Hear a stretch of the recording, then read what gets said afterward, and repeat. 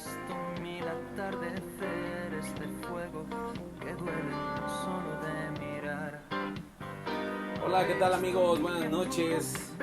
En un minutito comenzamos, nada más comparto el video y estoy aquí con ustedes. Lo que el ser humano puede hacer si hay fuego en su corazón. Pero no he visto a nadie como tú, no he conocido a nadie como tú, que sabiendo que soy lo que soy me quisiera salvar por amor.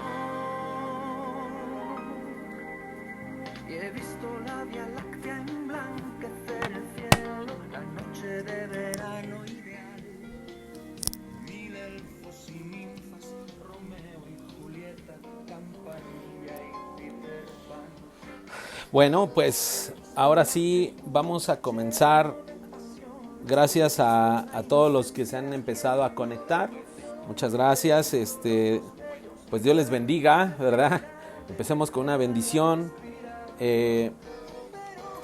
Pues bueno, el día de hoy quiero hablar solamente un poco porque es imposible hablar de todo el libro de Ruth. Yo creo que no bastaría toda la vida para estar sacando y extrayendo cosas que vengan de parte de Dios, ¿verdad? Para su pueblo, para sus hijos. Pero pues vamos a hablar principios básicos, vamos a hablar algunas cuestiones elementales para pues comprender en qué momento, en qué etapa se desarrolló el libro de Ruth, ¿verdad? Entonces el día de hoy con la ayuda de Dios, vamos a revisar el primer capítulo de Ruth, solamente el primero, y eso espero que me dé tiempo, ¿verdad? Porque este libro, aunque es un libro, es una historia de amor, así lo catalogan los grandes eruditos que estudian la Biblia, no deja de ser un libro histórico. Y como es un libro histórico dentro de la Biblia, porque fue un libro real, fue un libro que muchas fuentes históricas lo confirman de su veracidad, ¿verdad? Entonces, yo les pido de favor que, bueno, si tienen alguna pregunta conforme vamos desarrollando, me daría muchísimo gusto el poder leerlos, el poder interactuar de una manera personal, ¿verdad? Y bueno, fíjense muy bien, el libro de Ruth, como lo había mencionado, es un libro histórico, pero es catalogado como un libro, una historia de amor. Como lo vamos a ir contando, se van a dar cuenta que hubo tantos sentimientos, tantas escenas que hicieron que este libro y que los personajes de este libro pues hicieran de esto, la verdad es que una delicia a la hora de su lectura, ¿verdad? Un tema totalmente apasionante, lleno de amor, lleno de desgracias, lleno de felicidad, llena de pasiones, pero que en todas estas diferentes emociones en las que nosotros también hemos vivido a lo largo de nuestras vidas, así como Dios estuvo con aquella mujer llamada Ruth, también está hoy con nosotros, ¿verdad? Y bueno, quiero que leamos el primer versículo del libro de Ruth. Uno de ellos es es el libro de Ruth, capítulo 1 y versículo 1. Vamos a detenernos ahí y voy a empezar a parafrasear. Fíjense lo que dice la palabra de Dios. Y aconteció que en los días en que gobernaban los jueces hubo hambre en el país. ¿En qué país? Estamos hablando en el territorio de Israel, porque ahorita como vamos a entender, de los personajes principales eran israelitas, ¿verdad? Entonces fíjense muy bien, y aconteció que en los días en que gobernaban los jueces hubo hambre en el país, y un hombre de Belén de Judá fue a residir en los campos de Moab con su mujer y sus dos hijos. Vamos a leer un versículo más, dice, aquel hombre se llamaba Elimelec y su mujer se llamaba Noemí. Los nombres de sus dos hijos eran Malón y Kelión, afrateos de Belén de Judá, y llegaron a los campos de Moab y ahí se quedaron. Fíjense muy bien, estos son los nombres: Elimelech, Noemí, Malón y Kelión. Son los nombres de la familia de la cual se está describiendo en esta historia. Elimelech, Noemí eran esposos, sus dos hijos Malón y Kelión eran sus hijos, ¿verdad?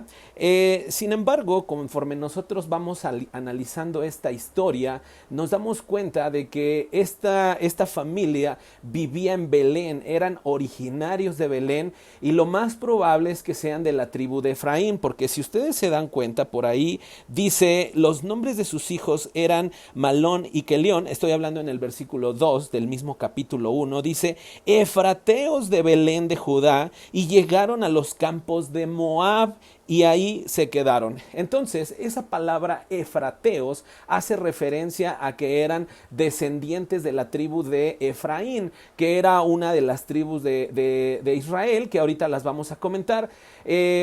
Para adelantarme un poquito, para empezar a hablar de un contexto, esas 12 tribus eran 12 hijos de Jacob, que vamos a hablar también ahorita en breve, pero que una de esas 12 tribus era Efraín, y que todos los descendientes de ahí se les denominaban efrateos, ¿verdad? Entonces podemos entender que esta familia tenía un origen israelita, que vivía en el territorio israelita, pero su genética o su descendencia era de Efraín, una de las tribus de Israel, que a su vez era uno de los hijos de Jacob, si nosotros hablamos hacia el pasado, ¿verdad? Entonces, quiero que nosotros veamos que en esta situación o en este tiempo donde nosotros estamos hablando del libro de Ruth, dice la Biblia que hubo mucha escasez de alimentos, no había comida, no había bebida, y por lo tanto, esta familia en conjunto se fue a los territorios de Moab, y allá, según las historias, los estudiosos de la Biblia, dice que moraron en aquellos territorios a lo largo de 10 años. Si nosotros somos un poquito más osados en el estudio de la Biblia, nos vamos a dar cuenta que el territorio de Israel es un territorio muy pequeño. Para los que conozcan la ciudad de Nezahualcóyotl, aquí en el Estado de México, se dice, ¿verdad? Se dicen los grandes estudiosos de la Biblia aquí en México, que el territorio de la ciudad de Nezahualcóyotl es casi el mismo territorio que el pueblo de Israel, hablando en un tema de espacio, de tamaños, de distancias. Entonces, si se dan cuenta, en la zona suroeste estaba, de este territorio de Israel, estaba Moab, o sea, estaba muy cercano, eran vecinos. Entonces, el territorio de Israel entra en una etapa de desiertos, de sequía, de sequez, y entonces ellos, esta familia, nuevamente los voy a mencionar, Elimelech, Noemí, Malón y Kelión, ellos deciden irse a Moab, y ahí residen por 10 años. Durante esos 10 años, dice la Biblia que estos dos hijos se casaron con dos mujeres moabitas. Una de ellas fue Ruth, que es el título principal de este libro, y la otra esposa del otro hijo era Ofra. Estas dos mujeres, bueno, vivieron a lo largo de su familia, no tuvieron descendencia, pero dice la Biblia que al paso de los años, Noemí se le muere su esposo en primer lugar, muere Elimelech, y posteriormente mueren sus dos hijos. Y eso es algo muy terrible, porque imagínense en una cultura de aproximadamente hace 3000 años, no tener un marido era mal catalogado, o era tener muchos prejuicios delante de la gente, muchas veces los mismos que pudiéramos tener, pero por cultura en aquella situación, en aquella época era un poco más terrible, ¿verdad? Entonces fíjense cómo la historia avanza, y dice la Biblia que de repente Noemí, que es la suegra, la mujer, la grande, la mayor, dice que escuchó que en los territorios de Israel Dios había visitado ese territorio y había llevado alimento. O sea, que Israel ya había dejado atrás la sequía, había dejado ese tiempo de de mal, ese tiempo de hambruna, y entonces por ese motivo sale a Moab y después de esos 10 años nuevamente Noemí regresa al territorio de Israel porque había escuchado que Dios había visitado esa tierra y que había traído de nuevo alimento. Y fíjense algo bien tremendo, dice la Biblia que cuando ella tomó sus cosas, preparó las maletas, sus cosas, y de repente agarró a las que eran las esposas de sus hijos, dice que las tomó para llevárselas, dice que de repente Noemí les dijo: hijas, de favor, piensen muy bien, regrésense, porque ellas ya iban en el camino, ya iban rumbo a Israel.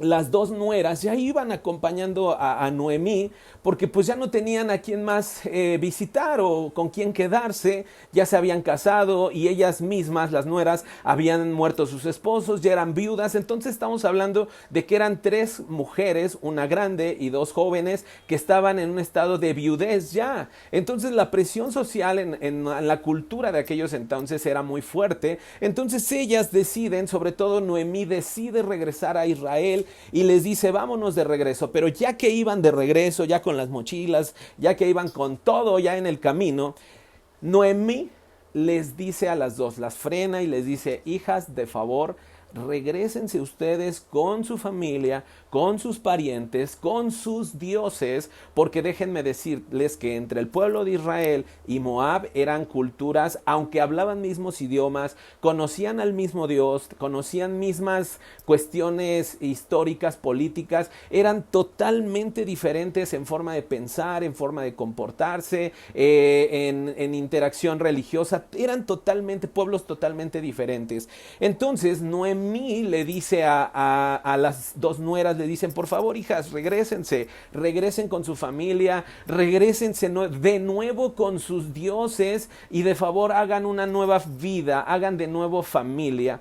Y aquí algo bien importante que quiero comentarles es de que las dos nueras tuvieron 2 comportamientos totalmente distintos. Las dos nueras, Ofra y Ruth, a pesar de que eran de la misma cultura, eran del mismo pueblo, tal vez tenían amistades en común, no se comportaban de una manera idéntica. Las dos respondieron igual.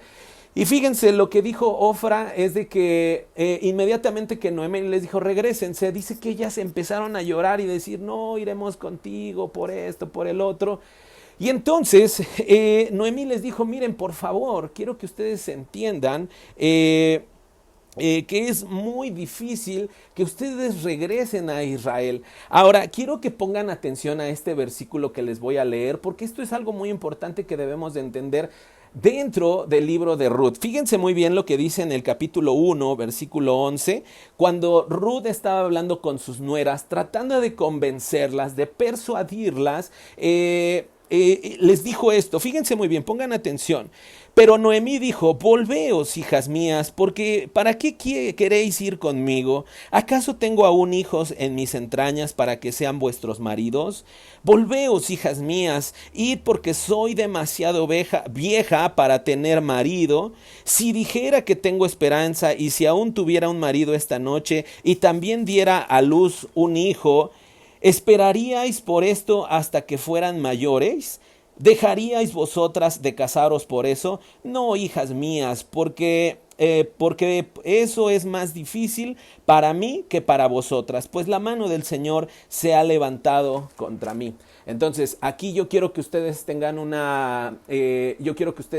criterio muy amplio, porque aquí Noemí les estaba diciendo a sus nueras, quiero volverlo a repetir: ¿por qué quieren ir conmigo, hijas? ¿Por qué?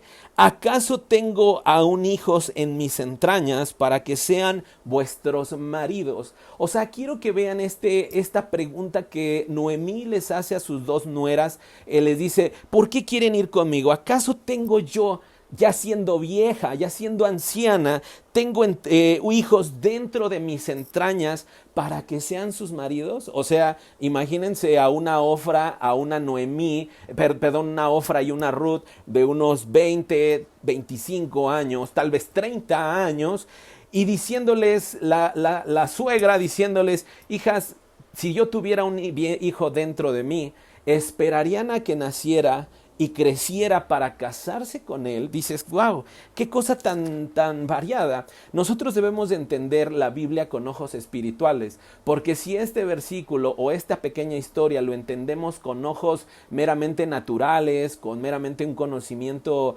que la medicina, la arquitectura y todo nos dan, no lo vamos a entender, pero ahorita quiero explicarlos. Y luego fíjense muy bien, dice, volveos, hijas mías, id porque soy demasiado vieja para tener un marido.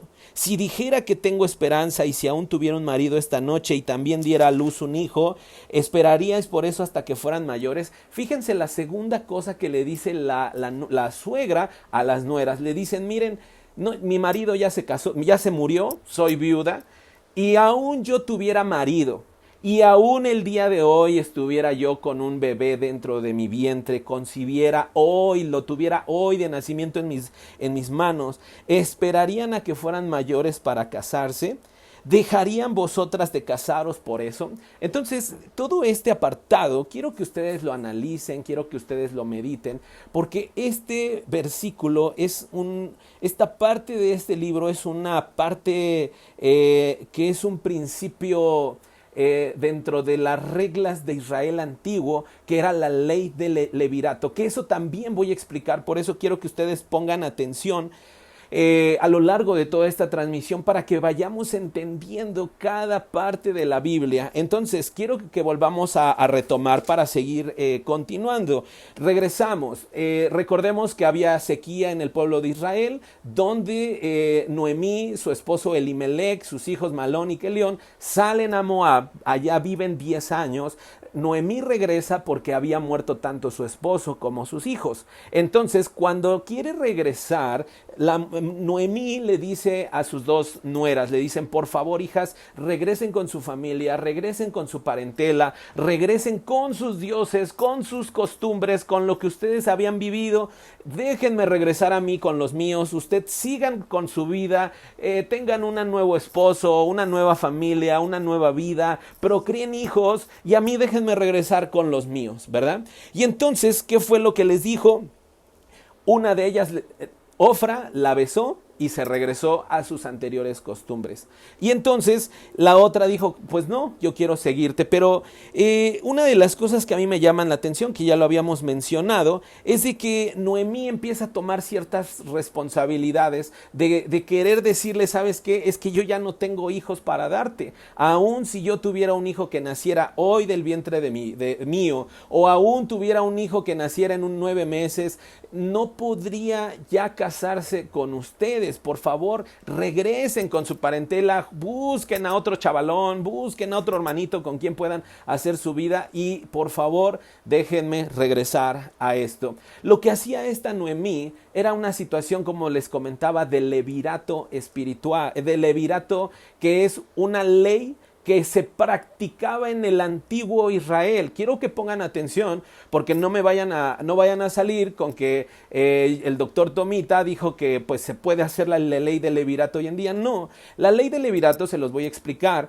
Es una ley donde se decía que si el marido moría sin tener hijos, con su esposa obviamente, si el marido moría, el familiar más cercano de ese esposo pudiera ser el hermano mayor o menor, si no hubiera hermanos, el primo más cercano o el familiar más cercano, tenía el derecho, tenía la obligación, tenía la libertad y sobre todo la obligación de poder unirse para poder procrear y que el hijo de esa unión pudiera representar la descendencia del hombre que había o del esposo que había muerto. Entonces Noemí les dijo, es que miren, es más, si yo tuviera un bebé el día de hoy, no van a esperarse a que crezca a 18 años, a que sea mayor de edad para casarse con mi hijo. Entonces yo no les puedo ofrecer la ley del levirato bajo mis circunstancias biológicas porque ya soy anciana, porque ya soy grande, ya soy débil, lo que ustedes quieran. Entonces, fíjense muy bien cómo una de esas nueras que fue Ofra, al escuchar eso dijo, no, pues sí, pues no tiene aquí, no tiene que darme, no tiene otro hijo, nada. Entonces yo sí me regreso a mi anterior vida. Ofra se regresó a la tierra de Moab con su familia, con sus costumbres, pero lo que pasó es que Ruth, quiero que escuchen lo que Ruth dijo, lo que le dijo Ruth Ruth a Noemí. Fíjense muy bien. Pongan mucha atención, voy a leer el versículo 15, dice: entonces Noemí dijo, mira tu cuñada ha regresado a su pueblo y a sus dioses, vuelve tras tu cuñada. Pero Ruth dijo, no insistas que te deje o que deje de seguirte, porque a donde tú vayas iré yo y a donde tú mores moraré. Tu pueblo será mi pueblo y tu Dios será mi Dios. Donde tú mueras, ahí moriré y ahí seré sepultada. Así haga el Señor conmigo, y aún peor si algo excepto la muerte nos separa. Quiero que vean esta enseñanza tan poderosa de parte de lo que nos enseña, esta Ruth, que siendo una mujer moabita, que ahorita voy a explicar los orígenes, voy a explicar un poco de historia de lo que es Moab para que entiendan ese choque cultural que había entre Moab e Israel. Quiero que vean el gran amor que Ruth le demostró a su suegra al morir su hijo. ¿Están de acuerdo que al morir su hijo, su esposo, ella tenía la libertad de regresarse y andar con otro, casarse con otro, tener familia y descendencia? Pero que Noemí, siendo su suegra ya de edad avanzada, el no poder darles otro hijo para cumplir la ley del levirato y decir, ¿sabes qué, hija? Pues no te puedo dar otro marido, conmigo tu vida se va a troncar, no vas a poder casarte, no te vas a poder tal vez realizar como mujer, no vas a poder hijos, por favor regresa. Quiero que vean esta historia de gran amor que Ruth demostró a su suegra al decirle, no me pidas que me separe de ti, a donde tú vayas yo iré, tu pueblo será mi pueblo y tu Dios será mi Dios. Y casi le dijo, donde mueras, ahí moriré. Bueno, no casi, así le dijo tal cual Ruth a Noemí en ese deseo tan grande. Y yo quiero que tú que me escuchas de aquel lado de la pantalla, el amor debe de ser así entre nuestra familia, entre nuestras esposas, entre nuestros esposos, entre nuestros hijos, entre nuestra familia. Desarrollar el amor, pues miren, es el mandamiento más importante que Dios dio para la humanidad, el amarse los unos para con los otros, así como Dios nos ha amado, así quiere que Dios amemos a todos. Encontrar y desarrollar ese verdadero amor es algo realmente difícil, pero que Ruth lo logró desarrollar, logró amar a esa anciana, a esa mujer que no tenía nada que darle, que no tenía nada que ofrecerle, y ella dio y se entregó y arriesgó todo por amor. Por eso esta Ruth el libro de Ruth es una historia de amor tan hermoso, que la verdad es que cuando uno vive en amor, y que no quiero decir que yo lo he logrado, no lo he logrado, pero todos vivimos en un proceso procurando trabajar y crecer en ese tema del amor. Pero yo quiero que ustedes entiendan algo bien importante a todos mis amigos que me escuchan. ¿Habrá valido la pena que Ruth dejara su pueblo, su familia, que dejara todo por seguir a Noemí y demostrarle ese amor? Yo creo que sí valió. ¿Y saben por qué? Porque esta Ruth no se dice, sino históricamente la Biblia, y que ahorita vamos a estar analizando estos pasajes, demuestra que Ruth fue la bisabuela del rey David. Fíjense que hay algo tan tremendo como dentro de la genética. Y si nosotros nos vamos 1000 años después del rey David, nace el Señor Jesucristo. Y el Señor Jesucristo fue del linaje del rey David, eran del mismo linaje. Era el tatarabuelo del Señor Jesús, era el rey David. Entonces, qué historia tan más grande que el amor que Ruth demostró para con su suegra hizo que le valiera, número uno, que fuera la bisabuela del rey David. Y número 2, que fuese la tatarabuela del mismo Señor Jesucristo, Salvador y Todopoderoso. Eso es algo tremendo. ¿Cómo es posible que una mujer que no era del linaje de los judíos, que no tenía sangre judía como tal, cómo Dios en su gran amor, en su gran misericordia, permitiera que esta mujer moabita, que venía de un lugar pagano, que hacía todo lo contrario a Dios, mezclara sus genes con un pueblo escogido, que es el pueblo de Dios, cómo mezclara esa genética y de esa genética naciera uno de los personajes más importantes, que es el rey David, que históricamente, política, económica, en términos espirituales, fue un personaje en la historia que marcó la vida de todo el mundo. Eso es el primer personaje. El segundo fue cientos de años después, nuestro Señor Jesucristo. Imagínense, solo por el simple hecho de haber demostrado amor y fidelidad, Ruth a Noemí pudo tener una gran bendición que va a marcar, o que le valió el que se hable a través de la historia y por la eternidad de lo que ella hizo. Por eso es bien importante que nosotros seamos fieles, que seamos personas que aprendamos a amar. Y ahora, el capítulo 1 no termina ahí. La palabra de Dios nos indica en los siguientes versículos que Noemí se dio cuenta que no iba a poder convencer a Ruth de que se regresara con su pueblo. Entonces le dijo, bueno, pues agarra tus chivas y vámonos para allá, ¿verdad? Entonces quiero que veamos lo siguiente, porque dice, caminaron pues las dos hasta que llegaron a Belén. Acuérdense que llegaron a Belén, de donde salieron, porque había sequía, se fueron a Moab, y 10 años después regresaron otra vez a Belén, cuando ya había alimento en Israel. Y dice, caminaron pues las dos, llegaron a Belén, y sucedió que cuando llegaron a Belén, toda la ciudad se conmovió a causa de ellas, y las mujeres decían, ¿no es esta Noemí? Y ella les dijo, no me llaméis Noemí, llamadme Mara. Aquí quiero que pongan algo muy atención, porque Noemí dijo, no me vuelvan a decir Noemí, por favor, solamente limítense a decirme Mara. Ahorita lo vamos a explicar, porque el trato del Todopoderoso me ha llenado de amargura.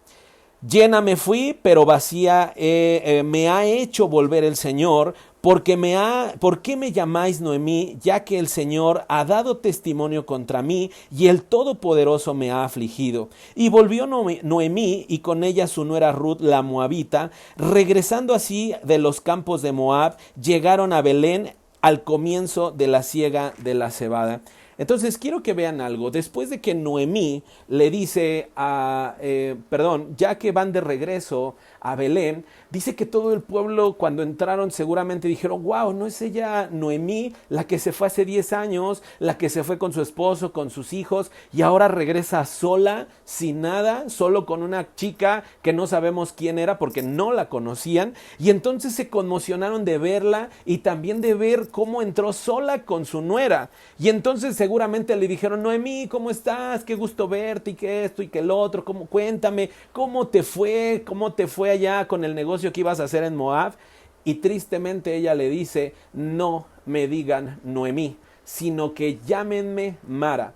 Y esto, la palabra Noemí y la palabra Mara son antónimos, hablando en términos de nombres hebraicos, porque la palabra Mara representa amargura y la palabra Noemí representa alegría. Noemí era una mujer alegre, llena de vida, era una mujer con chispa, era una mujer como que decimos con ángel, pero la vida, la muerte de su esposo, la muerte de sus hijos, que fracasaran sus negocios, que le fuera mal en la economía, que le fuera mal en los alimentos, en el sustento diario, la fue amargando a tal punto que le dijo, miren, no me digan más Noemí, la que yo era hace 10 años, hoy está llena de amargura. Y fíjense lo más terrible, decir, porque Dios Todopoderoso ha levantado contra mí su mano. Qué terrible, mi amado hermano. Esto hasta aquí estamos hablando prácticamente del capítulo 1 del libro de Ruth. Y qué terrible, mi amado hermano, que culpemos a Dios en primera de la amargura, o sea que por la amargura que tenemos dentro de nosotros, culpemos a Dios de todo lo que nos ha pasado, mi hermano. Entonces, bueno, Ya hablamos a grandes rasgos lo que es el capítulo 1. Número 1, hablamos de la familia principal de la que estamos hablando, que nuevamente Elimelech, Noemí, Elión y Malión. Elión y Malión, que era la familia que se fue de Belén a Moab. Posteriormente allá muere el esposo, mueren los 2 hijos, se intentan regresar las 3 mujeres a Belén, pero la mujer Noemí le dice a las jóvenes, regrésense, tengan hijos, familia, regresen a su cultura, a sus dioses. Ofra le da un beso, se despide, llora, se despide y se regresa a su anterior vida, pero Ruth lo que hace es de que le dijo, no me voy a ir de ti, a donde vayas yo iré, tu pueblo será mi pueblo, tu Dios será mi Dios, y a donde tú mueras yo moriré, y así haga Dios, y más si no cumplo lo que hago. Qué cosas tan tremendas, ¿verdad? Y entonces Noemí, al ver que no puede ella o no puede convencer que se regresa, entonces van caminando a la región de Belén, y en Belén toda la gente que conocía a esa alegre Noemí, a esa mujer con sus hijos, con su esposo, que cada domingo iban a la iglesia, que cada que se podía se iban de viaje, que había una alegría, una chispa, un ángel en ella, de repente viene con amargura, diciéndole, no me digan otra vez Noemí, al contrario, díganme amargura, porque la vida me ha tratado mal, Dios ha levantado su mano contra mí, y entonces no me vuelvan a decir que soy una mujer alegre, sino llena de amargura. Y entonces aquí lo más importante de esta pequeña historia, de este capítulo 1 del libro de Ruth, es que ahora entendamos cuáles son, bajo qué contexto histórico, bajo qué contexto cultural estuvo desarrollado. Hablar del libro del Ruth con mucha precisión, la verdad es que no creo que alguien lo pueda entender en su totalidad, pero Dios nos dé la gracia para explicar. Miren, quiero que regresemos de nuevo al primer capítulo y al primer versículo, del libro de Ruth. Dice, aconteció que en los días en que gobernaban los jueces, hubo hambre en el país, y un hombre de Belén de Judá fue a residir en los campos de Moab con su mujer y sus 2 hijos. Aquí hay 2 palabras que yo quiero que estudiemos un poco, no en su totalidad. Es más, lo que voy a mencionar no es ni el 3% de lo que necesitamos comprender. Pero aquí dice algo bien importante. Aconteció que en los días en que gobernaban los jueces. Seguramente muchos que nos escuchan son gente que ya ha estudiado mucho la palabra, pero también habrá gente que está comenzando el estudio bíblico. Entonces vamos a hablar solamente principios básicos. La primera pregunta, ¿quiénes o qué eran? ¿Cuándo? ¿Quiénes fueron los que qué eran los jueces que gobernaban a Israel? Necesito que pongan mucha atención porque es una palabra que la vamos a analizar desde un aspecto muy básico. Quiero que ustedes entiendan que el pueblo de Israel pasó por varias etapas. Una de las primeras etapas fue la etapa de los patriarcas. Un patriarca era una persona que tenía mucha autoridad sobre mucha gente, sobre mucho territorio, sobre mucho ganado, tenía mucho poder económico, político, social, y que Dios los bendecía. Uno de los principales, el principal patriarca que menciona la palabra de Dios fue Abraham. Abraham, aquel que fue el que Dios tomó para que de ahí nacieran todos los judíos, fue el primer patriarca. El segundo patriarca fue Isaac, su hijo, y el tercer patriarca que hubo fue Jacob. Ellos 3 fueron 3 patriarcas poderosos, que obvio habla la Biblia. Seguramente para fines prácticos vamos a hablar solamente de estos 3. Hubo más, por ejemplo, Jacob fue otro patriarca también, pero eso estamos hablando ya en otro contexto, en otro tiempo, ¿verdad? Sin embargo, quiero que ustedes entiendan, uno de los primeros formas de gobierno del pueblo de Israel fue por los patriarcas.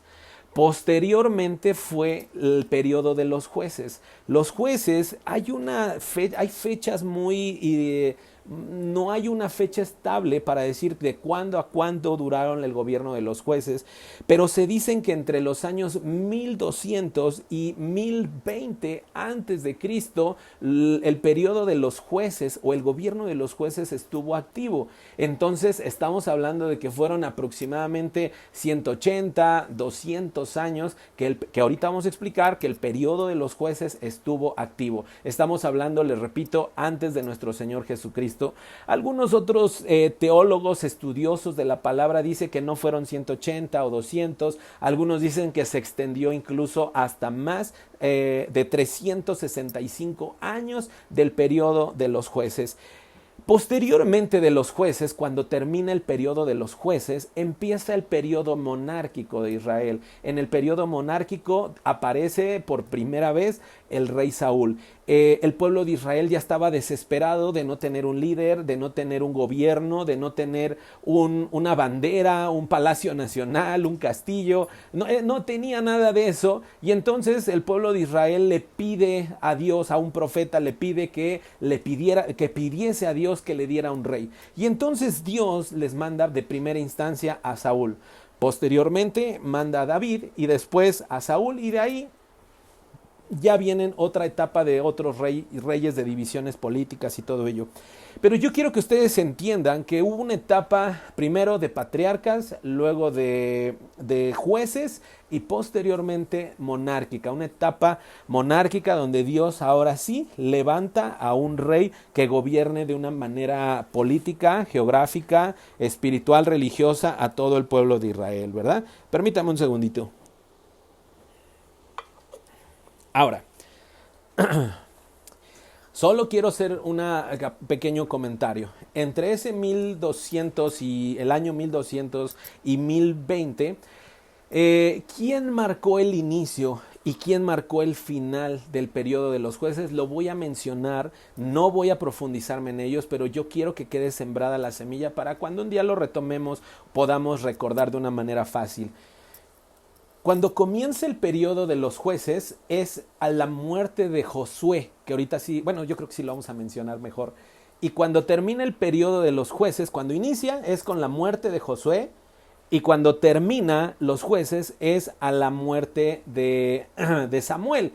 ¿Quiénes eran estos dos personajes? Quiero que lo entiendan. Acuérdense que estamos hablando solamente del primer versículo del capítulo 1 de Ruth, cuando dice que en aquellos días cuando gobernaban los jueces. Estamos entendiendo quiénes eran los jueces, en dónde, cuándo, a qué hora, cómo eran. Es lo que estamos entendiendo ahorita. Ya les había mencionado, aparecieron entre los 1200 y los 1020 antes de Cristo, en un periodo de 180, 200, incluso hasta 365 años, dependiendo la fuente literaria que nosotros estemos checando. Entonces, en ese periodo gobernaron varios jueces que ahorita eso sí no lo vamos a hablar porque son muchísimos, pero que el primer periodo de los jueces fue con la muerte de Josué, y el último de los jueces fue a la muerte de Samuel, o al nacimiento de Samuel, marca el término de esa temporada de gobierno de los jueces.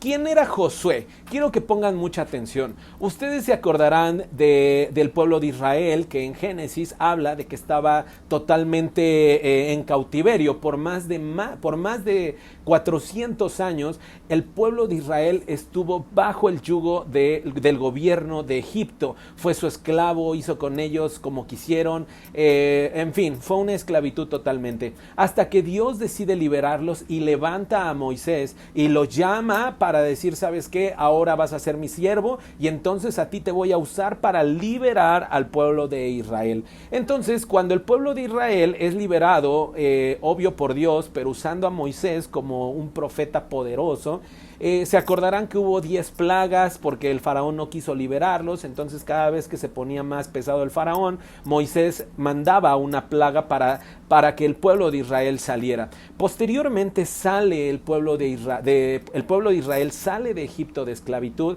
y dice la Biblia que estuvo perdido por más de 40 años en el desierto. Estuvo dando vueltas y vueltas y vueltas y vueltas en el desierto hasta que aquella generación que salió de Egipto murió y la nueva generación, los nuevos que conocieron de una perspectiva diferente a Dios, pudieron entrar a la tierra prometida, la tierra de Canaán, o la tierra que hoy le pertenece a Israel y que le ha pertenecido por los siglos de los siglos, ¿verdad? Entonces, cuando Moisés saca al pueblo de Israel, Moisés está dando vueltas y vueltas y vueltas con el pueblo de Israel, pero mientras estaba dando vueltas y vueltas, se levantó un servidor de Moisés que se llamó Josué. Ese Josué era tremendo porque dice la Biblia que andaba con Moisés para todos lados. Incluso Josué, cuando Dios le entregó las tablas en el monte de Sinaí, dice la Biblia que Josué acompañó los 40 días y 40 noches mientras Moisés estaba ya sin comida, sin nada. Dice que Josué, siendo joven, él subió con él y ahí andaban los dos apoyándole. Seguramente él cargaba la mochila de Moisés, cargaba su maleta, cargaba prácticamente, pues era su servidor, pero lejos de ser su servidor, también fue su discípulo. Y tanta fue la unión que había entre ellos dos, tanto miraba o aprendía Josué de Moisés, que a la muerte de este Moisés, ¿ustedes quién creen que Dios le iba a delegar la autoridad para seguir guiando a su pueblo? Pues obviamente al joven Josué. Ahora, uno de los propósitos o de las situaciones es de que, les repito, Moisés y el pueblo estuvieron vagando 40 años, ¿sí? Pero estuvieron vagando a causa de su pecado y no pudieron entrar a la tierra prometida a causa del pecado que ellos habían cometido. Pero a la muerte de Moisés, Dios levanta a ese sucesor, a ese discípulo, a esa persona que estuvo pegada con él día y noche durante muchos años, le dejan a él el gobierno, pero ahora Josué se dedica a guerrear, a destruir a las naciones, a conquistar la tierra prometida, la tierra de Canaán, la tierra que Dios le había prometido a Israel que le iba a heredar. Entonces Josué, y que había sido ya habitada por gobiernos paganos, por países, naciones que estaban en contra de Dios. Entonces Dios le dice a Josué: destruye todas esas naciones porque están ocupando la tierra que yo les prometí a ustedes desde los siglos de los siglos y por los siglos de los siglos. Así que, mi buen Josué, dedícate a destruir, a conquistar, a luchar por lo que ya es tuyo. Entonces Josué se levanta como un gran general de batalla y entonces empieza a meter al pueblo de Israel, empieza a distribuir los territorios. Mira, tu tribu de acá te pertenece aquí al norte, tu tribu de acá te pertenece al sur. Y entonces Josué, conforme iba conquistando y destruyendo naciones y conquistando territorios, iban ganando territorios. Así debe ser nuestra actitud hoy en día, no pasiva en las cosas espirituales. Debe ser una situación donde tenemos que estar totalmente activos, tratando de crecer, innovar, de desarrollar, estudiar y no parar, porque el día que paremos, ese día nos vamos para abajo, nuestro negocio se va a apagar, nuestra vida emocional, espiritual. Si tú tienes un problema ahorita, es momento que te sacudas y sigas. Siguiente reto y lo pases, siguiente reto y lo conquistes, siguiente, que estés en una vida totalmente activa, porque esto es un tiempo de conquista, es un tiempo de guerra, es un tiempo de lucha, que ya habrá tiempos de paz, pero para muchos representa que tenemos que estar echándole ahí guerra y todo eso. Bueno, cuando muere este Josué, que hay un libro en la Biblia que es todo de Josué. Cuando muere este gran gobernador, este gran general de ejército, de batalla, entonces es ahí cuando el pueblo de Israel comienza el periodo de los jueces. Y los jueces eran algo totalmente distinto a Josué, a Moisés, a Abraham, a Isaac y a Jacob. Era algo totalmente distinto. ¿Por qué? Porque en ese periodo, les repito, de 365 años que marcan los historiadores, no hubo como tal una institución que los dirigiera, no hubo un líder poderoso que los rigiera, no había alguien que realmente viera por el pueblo de Israel. Se dice en los libros, en los comentarios bíblicos, principalmente en una de las fuentes bibliográficas, que es el libro de Bacon, es una serie de 10 libros grandotes, 10 tomos, donde habla de toda la parte histórica de este libro. nos marca o nos dice que históricamente el pueblo de Israel estaba como por tribus, eran 12 tribus, cada quien en su onda, y que muchas veces peleaban entre ellos, se distanciaban, no había una unidad, no había un sistema político, no había un orden, no había una comisión federal de derechos humanos, no había nada que pudiera gobernar en esa etapa. Sin embargo, cuando había problemas, serios problemas con naciones de alrededor, como por ejemplo los filisteos, los moabitas, entre otros, son 7 ciudades que tuvieron pleito duro contra Israel en ese periodo, pero principalmente los filisteos. Dice la Biblia que los pueblos aledaños iban y destruían, iban y tomaban las cosechas, el ganado, los alimentos, que destruían al pueblo. Y entonces dice la Biblia que estaban en terrible sequía, en persecución, en cosas tan terribles constantemente el pueblo de Israel. Entonces, cuando el pueblo de Israel, dice la Biblia, que llegaba en un estado donde decían, ya no aguantamos más, y miraban al cielo y decían, Señor, perdónanos, ayúdanos, envíanos tu socorro. Entonces dice la Biblia que Dios hablaba con una persona en especial y le decía, sabes que tú vas a ser el que me vas a ayudar para liberar al pueblo de Israel de esta situación en la que se encuentra ahorita. Entonces Dios bajaba y hablaba con ese líder. Y entonces le decía, mira, tu pueblo está oprimido por tal pueblo, está oprimido por tal lugar, por tal, así que a partir de hoy te voy a usar a ti para que tú seas un líder que pelee por la justicia y libere al pueblo de Israel de la esclavitud en la que se encuentra ahorita. Entonces, los jueces eran hombres como tú y como yo, que de repente Dios le decía, necesito que liberes al pueblo de Israel de los filisteos. Entonces se levantaba aquel líder y destruía a los filisteos. Uno de ellos, de esos jueces, era Sansón. Todo mundo escucha la frase, no te metas con Sansón a las patadas, ¿verdad? Bueno, ese Sansón, tremendo Sansón, era un juez que Dios había levantado con una fuerza sobrenatural para destruir a los filisteos, que era un gobierno que estaba en lucha aférrima con el pueblo de Israel. Y entonces la función de un juez era ser usado por Dios, liberar al pueblo de Israel, destruir al pueblo enemigo. Y entonces cuando acababa el problema, el pueblo de Israel nuevamente tenía paz, tenía prosperidad, tenía abundancia. Pero ¿saben qué era lo terrible de aquella época de los jueces? Es de que cuando moría ese juez, el pueblo de Israel regresaba a sus anteriores pasos. ¿Qué quiere decir? Que, por ejemplo, hoy Dios levantaba un juez y entonces inmediatamente, mientras había un juez, el pueblo de Israel iba a la iglesia, oraba, ayunaba. Mientras había un juez, había una provisión de alimento, había paz. Pero cuando moría el juez, cuando ya se acababa su autoridad, que había por muerte natural, entonces dice la Biblia que el pueblo de Israel regresaba a los malos caminos. Déjenme decirles que la cultura de los pueblos que estaban alrededor de Israel ganaban terreno. O sea que los países, las naciones de alrededor, envolvían, seducían al pueblo de Israel. ¿Y saben qué hacía el pueblo? Se dejaba seducir por esos placeres de otras de las naciones aledañas. ¿Qué quiere decir? Que regresaban a adorar a otros dioses, que caían en el libertinaje, que caían en la falta de responsabilidad, olvidaban al Señor, ya no oraban, ya no ayunaban, ya no se congregaban, ya no ofrendaban, ya no diezmaban, ya nada. ¿Por qué? Porque ya no había ese líder, ese político que los guiaba, que los motivaba.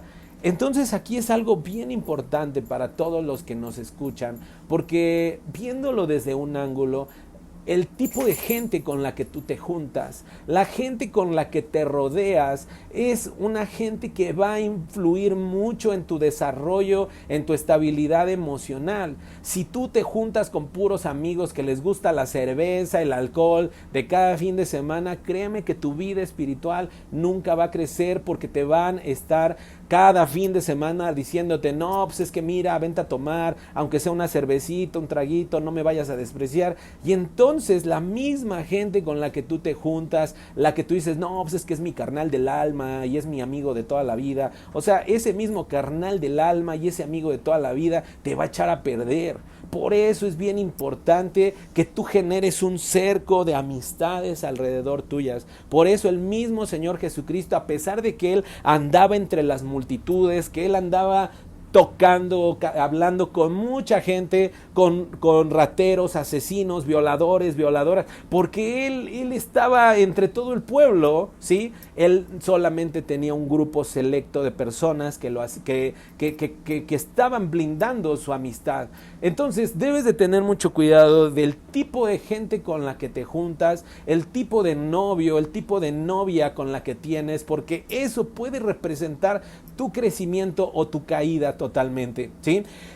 Sin embargo, quiero que recordemos que los libros de los jueces era así, era un ciclo. Mientras Dios levantaba el juez, había paz, prosperidad. Pero cuando moría el juez, ¡pum!, otra vez el pueblo regresaba al pecado, al libertinaje, a la falta de responsabilidad y amor y devoción al Señor. Y entonces el pueblo otra vez, los enemigos otra vez lo acechaban y por años y por años y por años estaban sufriendo esclavitud. De nuevo, Señor, ayúdanos porque hemos pecado, y el Señor mandaba otro juez. Ese juez liberaba al pueblo, quitaba la esclavitud, la pobreza, el hambre, y mientras vivía el juez, el pueblo vivía bien. Muere el juez y otra vez el pueblo vuelve a su vida normal. Y saben, muchas veces así nosotros tenemos una vida donde hoy sí buscamos a Dios y mañana no. Hoy lo buscamos porque nos hizo el milagrito, pero ya se nos olvida y ahora ya no lo buscamos. Y así estamos. Y la verdad es que siempre buscamos a Dios cuando tenemos problemas, cuando nos va mal, cuando nuestra economía está fallando, cuando diagnosticaron al tío o a alguna persona con diabetes. Y solo así buscamos a Dios. Y estamos cayendo en una situación totalmente inaceptable, porque Dios tiene un amor misericordioso, pero imagínate que tu novio, tu esposo, hoy sí se levantó de buenas y te dice mi amor, mi vida. Mañana ya te da tus cachetadas, tus ofensas, y al otro día mi amor, mi vida. ¿Quién va a seguir una vida así? Pero así somos nosotros, no podemos negar, por más que nosotros digamos, no, yo no soy así, no, siempre tenemos algo que cambiar, siempre tenemos algo, una cola que pisar y que tenemos que cortarnos esa cola, ¿verdad? Entonces yo quiero que ustedes entiendan en la situación en la que, por eso el libro de Ruth dice, y aconteció que en los días en que gobernaban los jueces, donde Ruth vivió, donde se desarrolló todo esto, era una etapa donde había pobreza, había sequía, había esclavitud, donde no había un orden, donde no había nada, ¿saben? Y por eso es que muchas veces pasaban este tipo de sufrimientos. Vamos a ver otro punto. La Biblia nos dice, fíjense muy bien, voy a volverlo a repetir. Aconteció que en los días en que gobernaban los jueces, hubo hambre en el país, y un hombre de Belén de Judá fue a residir a los campos de Moab. La palabra Moab, ¿qué significa la palabra Moab? ¿Qué hay en Moab? ¿De dónde viene Moab? ¿Qué eventos históricos hubo en Moab? Porque no te creas, cuando tú conozcas a una persona, cuando quieras involucrarte emocional, sentimentalmente, ve dónde vive también. Porque dependiendo de dónde vive es la influencia espiritual de esa zona que vas a tener tú que convivir todos los días de tu vida si es que te casas con esa persona. Por eso la Biblia es muy enfática en decir, ellos se fueron a Moab y por algo se fueron a Moab. Ahora quiero explicarles prácticamente de dónde viene Moab, y por eso es bien importante dónde tienes que tener cuidado de dónde te metes, porque donde te metas, híjole, tú no sabes lo que hubo ahí en el pasado. Si hubo pecado, si hubo destrucción, y pues tú vas porque quieres al compadre y a la comadre y todo, ¿no? Pero no sabes que en ese territorio es territorio donde hubo maldad, donde hubo asesinato. Entonces debes de tener cuidado de esa influencia espiritual que hay en esos lugares. Entonces, ¿qué hay detrás de Moab? Ya casi vamos a cumplir una hora de este programa, se me pasó el tiempo rápido, pero bueno, fíjense muy bien lo que dice de Moab. Moab, ¿se acuerdan que hace unos instantes yo hablaba de Abraham, de Isaac y de Jacob. Bueno, perdón. Resulta que Abraham, que fue el primer patriarca de Israel, él tuvo un sobrino donde Dios le dijo a Abraham, Abraham, vete de tu tierra y tu parentela, porque Abraham vivía con sus papás, y de repente Dios le dice, vete de tu familia, de tu territorio, de tus costumbres, vete de ahí ya no debes de estar ahí. Entonces dice la Biblia que Abraham vivió en Ur, que anteriormente era lo que se denomina históricamente Mesopotamia, y entonces dice la Biblia que Dios lo saca de ahí y lo lleva a mostrar a las tierras donde Dios le prometió, que es la tierra de Canaán. Entonces dice la Biblia que Abraham se fue con su sobrino, y ese sobrino se llamó Lot. Dice la Biblia que conforme pasaron las semanas, los años, tal vez los meses, tal vez los años, dice que tanto Lot como Abraham empezaron a prosperar. Dice que el ganado tanto de Abraham como de Lot era cada vez mayor y mayor. Y había cada vez más prosperidad, a tal punto que los pastores, los que cuidaban los animales de tanto de Abraham como de Lot, empezaron a tener riñas por el agua, por el alimento, empezaron a tener problemas. Entonces Abraham le dijo a Lot, mira Lot, ya hemos crecido, a ti Dios te ha prosperado, a mí también, ya estamos cayendo en algún problema. Esto está en Génesis. Entonces le dijo, Génesis capítulo 19, un poquito atrás del capítulo 19, entonces le dijo Abraham a Lot, mira, ve, vamos a ver, si tú vas hacia la izquierda, yo agarro y me voy hacia la derecha. Si tú eliges irte hacia la derecha, entonces yo me voy hacia la izquierda. Entonces, dice la Biblia que Lot de repente empezó a ver, así como que a ver para cuál me conviene, y dice que agarró como hacia la izquierda. Dice que allá miró algunos campos, territorio que se vea muy bonito, y entonces él se agarró hacia la izquierda, y Abraham entonces, por decisión de Lot, él agarró hacia la derecha, se separaron. Pero resulta que este tremendo Lot no sabía dónde se metió, y él fue y se metió a hacer negocios, a hacer vida, a crecer y desarrollarse en todos los sentidos. ¿Saben en dónde? En la famosa Sodoma y Gomorra. Ahí se fue a vivir ese tremendo Lot. Y entonces ustedes saben lo que había en esas ciudades de Sodoma y Gomorra. Había una promiscuidad, había un degenere, un libertinaje tan terrible, no había compasión por el pobre, o sea, era algo terrible. Y entonces ustedes recordarán que Sodoma y Gomorra, Dios manda azufre y fuego para consumir esas ciudades. Hay estudios científicos donde marcan que hoy en día en el territorio de Israel se sabe dónde está el territorio de Sodoma y Gomorra. Han hecho estudios y han detectado cantidades fuertes de azufre en esos lugares, y que bueno, a través de estudios científicos que comprueba y confirma la ciencia, demuestran que en esos lugares pues hubo un impacto muy fuerte sobrenatural. Por otro lado, resulta que Dios le dice a Abraham, oye Abraham, voy a destruir Sodoma y Gomorra porque pues su clamor y su maldad ha llegado a mis oídos y ya no hay perdón, los voy a destruir. Pero ¿saben qué fue lo que hizo Abraham? Le dijo, Señor Dios, si acaso hubiera 50 justos, ¿matarás a todos con todo y esos 50? Y Jehová le dijo a Abraham, por amor a esos 50, no voy a destruir a la ciudad. Y Abraham dijo, ay Dios mío, se me hace que no hay ni siquiera 50. Y entonces le dijo, Dios mío, perdóname mi atrevimiento, pero si hubiera 40, Jehová le dijo, mira, por amor a esos 40, yo perdonaré a esa ciudad. Dijo, se me hace que ni 40 hay. Yo creo que Abraham les estaba diciendo en su mente, hijo, ese tremendo Lot, seguro todos sus nietos, bisnietos, ni uno está convertido, ni uno ha hecho las cosas bien. Y le dijo, Dios mío, perdóname, si aún hubiera 20, si hubiera 30, 20, 10, así. Y Dios le decía, por amor a esos 30, 20, 10, perdonaré esa ciudad. Entonces nos damos cuenta que Lot ni siquiera reunía 5 personas justas en esa ciudad. No había ni siquiera ni 10 como para perdonarla. Lot, su sobrino, que había ido a vivir años atrás antes, ni siquiera él mismo había alcanzado esa junto con su familia, había alcanzado esa plenitud, esa justicia, vivir conforme a Dios. Y entonces Dios en su misericordia, acordándose de Abraham, Dios permitió mandar ángeles a Sodoma y Gomorra para que le avisaran a Lot y le dijeran: salte, porque dentro de unas cuantas horas va a caer ceniza, ¿sí? Ahora, va a caer fuego y azufre.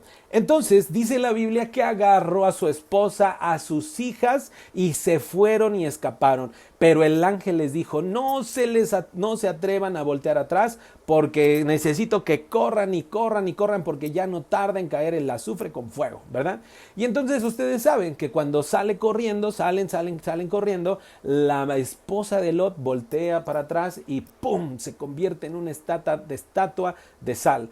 Por ahí hay en el YouTube o en Facebook, hay un canal muy interesante de Israel, métanse, no me acuerdo, se los voy a etiquetar, y hablan precisamente del territorio, del sitio donde está la estatua de sal de esa mujer también. Les digo, todo esto tiene un respaldo totalmente científico. Si ustedes van a Israel, se van a dar cuenta de que todo lo que está escrito en la Biblia, los lugares, las zonas, está totalmente bien delimitado, bien marcado, está bien comprendido. ¿Habrá cosas que faltan por descubrir? Sí, pero muchas cosas ya tienen un sustento bastante visible y palpable. Bueno, entonces siguieron corriendo, y entonces nada más quedaron con vida, fíjense muy bien, Lot como padre y las dos hijas. Y entonces iban corriendo, y dice la Biblia que se metieron en una cueva. Y en una cueva, ahí las hijas tramaron algo terrible.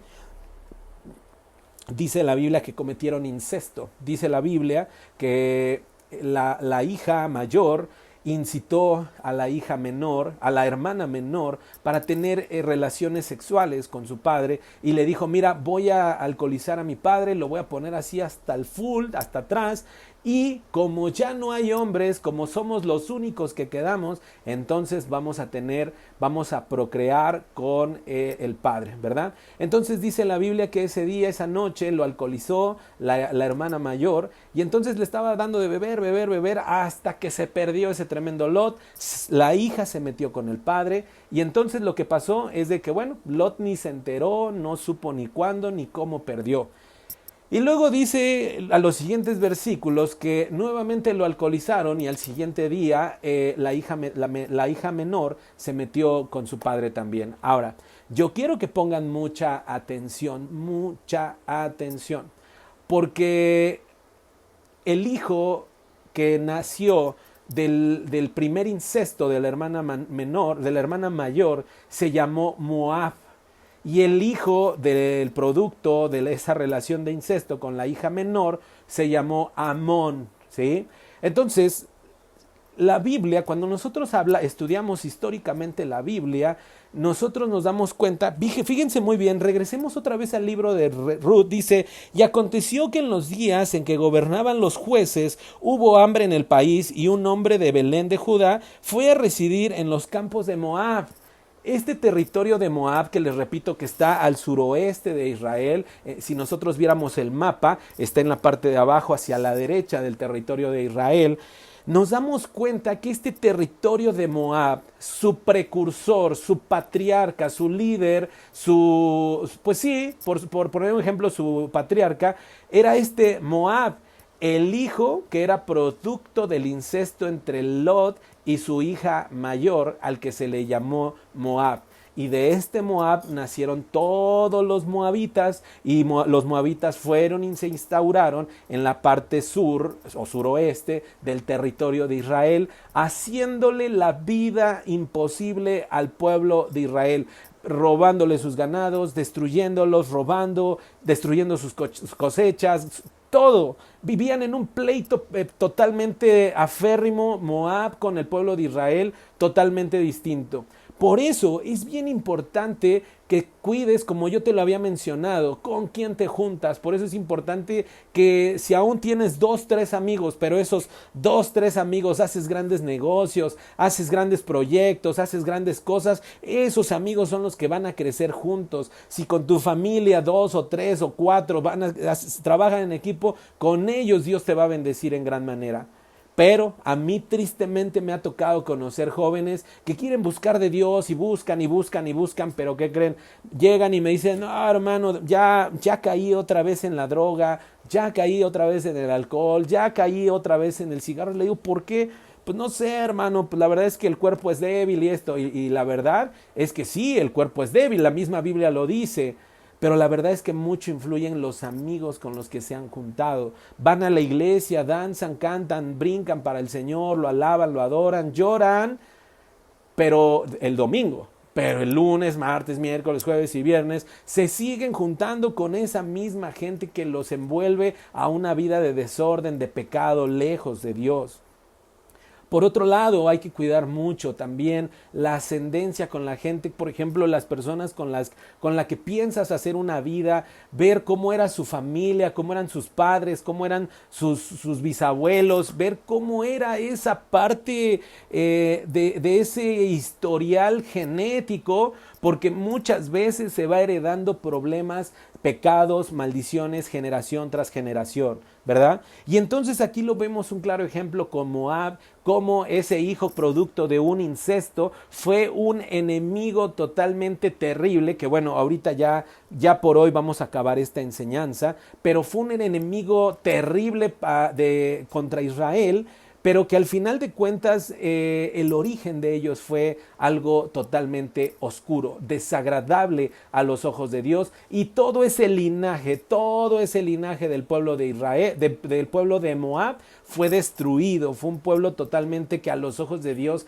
era una aberración, eran despreciables a los ojos de Dios por todas las maldades, por todas las obscenidades que había en Moab. ¿Y saben qué?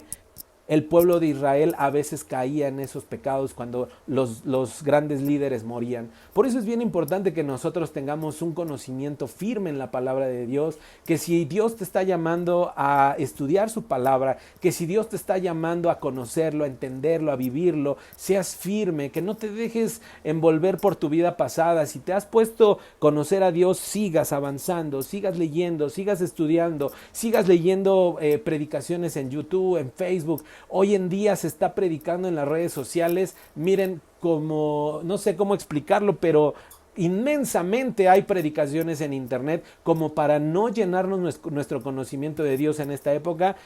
Realmente es un pecado. Por eso yo te invito a que sigas avanzando.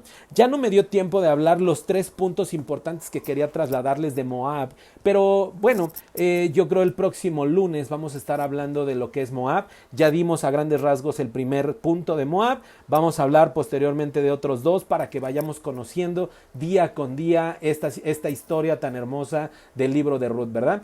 Cuídate mucho, que Dios te bendiga, Dios te guarde, Dios te proteja. Cualquier cosa, cualquier duda en temas bíblicos, no dudes en mandar un mensaje. Ya no me dio tiempo de mandar saludos, ni tampoco de leer si hay preguntas, pero me voy a dedicar en un ratito más a leer, y posteriormente el próximo lunes a las 9 de la noche vamos a estar aquí transmitiendo. Dios te bendiga, un abrazo, chao. Oye, el pueblo de Moab no fue.